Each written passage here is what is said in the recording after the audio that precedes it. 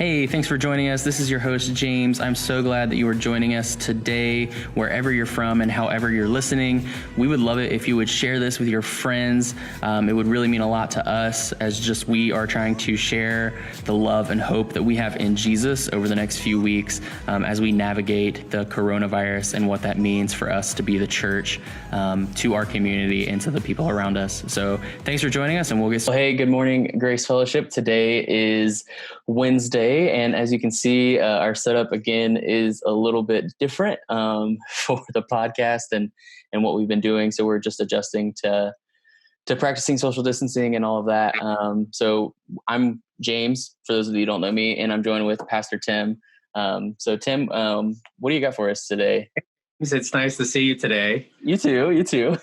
I'm learning a lot about technology during this social distancing, stay-at-home stuff. I mean, you're doing a great job. I really appreciate what you're doing. Hey, yeah. I appreciate you guys being flexible with me. Well, we're all. That's flexibility is the name of the game right now. Yeah. Do what we can. We do what works, and so this is really exciting to be able to connect this way. Yep. We've been doing this podcast for 3 weeks now. Has it been about? Yeah. So Monday, you mentioned you asked people to submit their favorite passages or verses and that sort of thing. Mm-hmm. We thought we'd take a couple of episodes and just talk about what you guys want to talk about, or what what's one of your favorites. And the first one that was suggested was 1 Timothy 1:7. For God has not given us a spirit of fear, but power, love, and a sound mind. Some translations use self-control, but the best translation is sound mind. And so I thought that we would just tackle that one. And I think that's a really good verse given the situation that we're facing. So he's not given us a spirit of fear. I thought I'd ask you, James, what's some of the things you're afraid of? What are your phobias? Phobias. I have this irrational fear of heights, but I'm not afraid to fly. I'm not afraid to ride a roller coaster. But there's like a sweet spot for whatever reason, like if I'm on top of a roof or if I'm on a cliff and look down, and see just the bottomless pit, I cannot stand it. So that's a phobia. And then I think just more I call that a rational cautiousness. Yes. Because I am the same way. How about, have you been to the Willis Tower? Sears Tower? No. Okay. See, that's something that I will not do.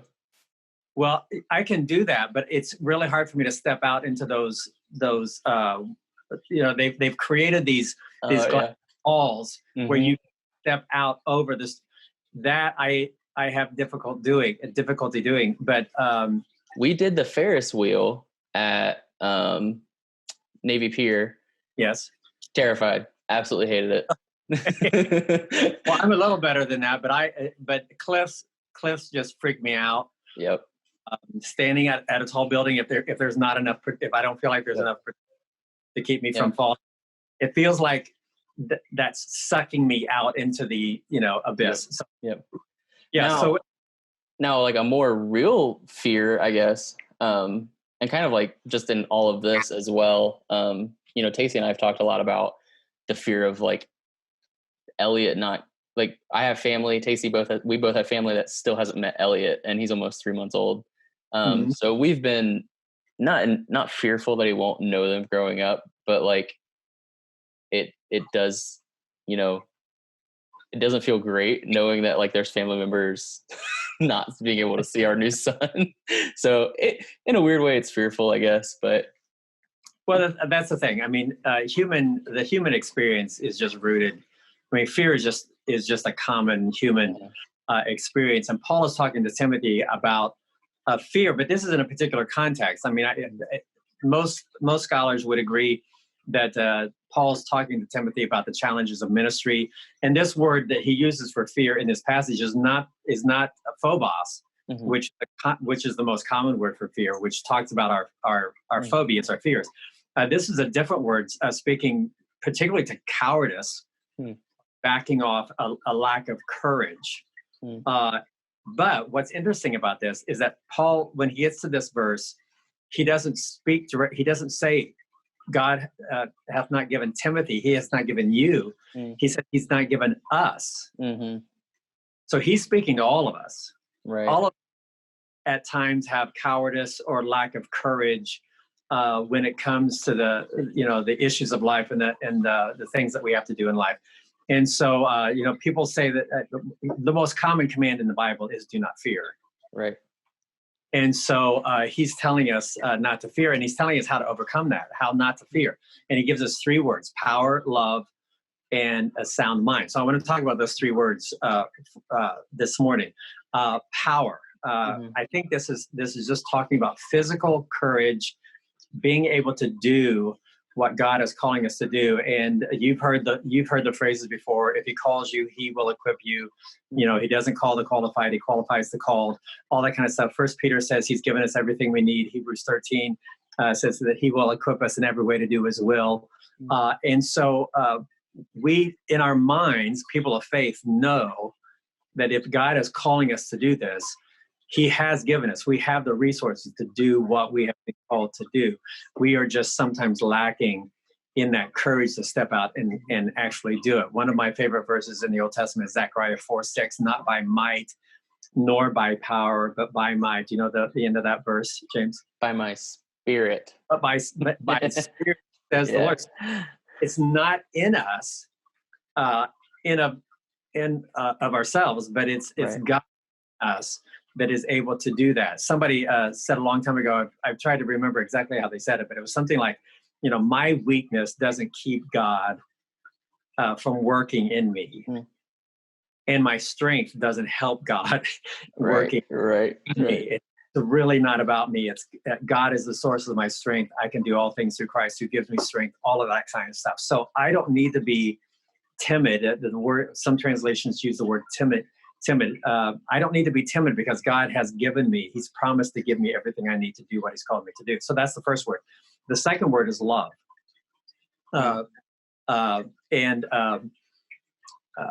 Love has to do, First John says that there's no fear in love. Right. No fear in love. Are you afraid of the dark, James? No. Okay. I'm not anymore. I don't think.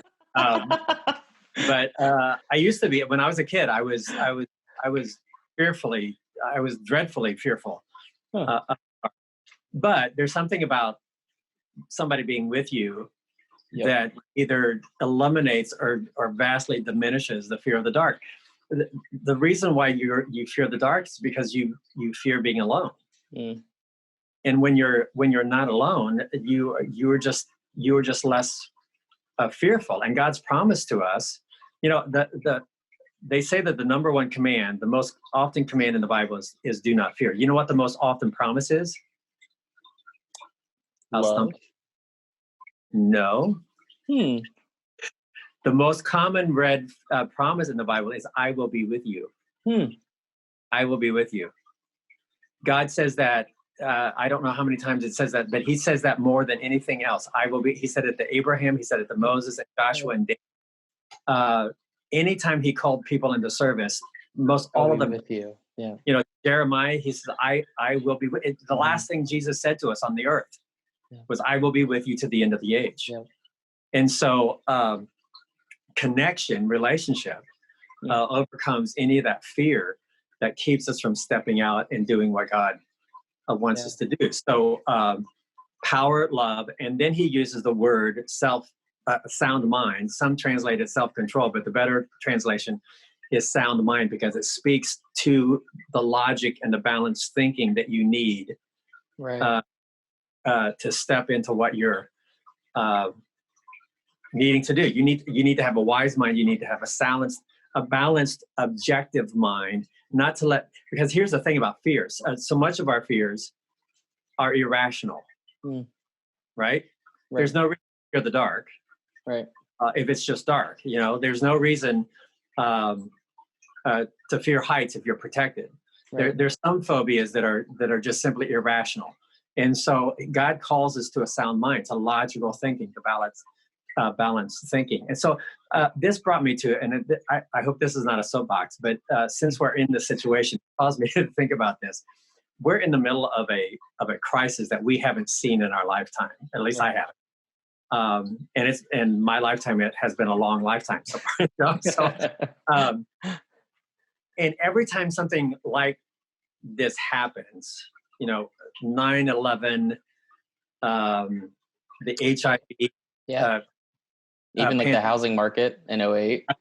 All of it, every time something goes bad, we hear people, and I'm going to talk about this on my blog tomorrow, so I don't want to pontificate about it today. I'll pontificate it on.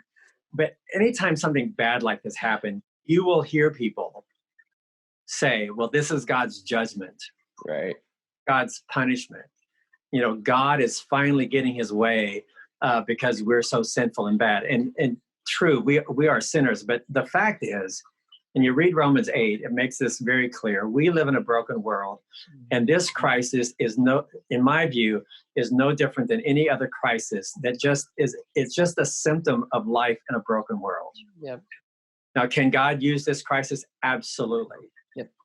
But is God using this crisis specifically to pronounce judgment on all of us?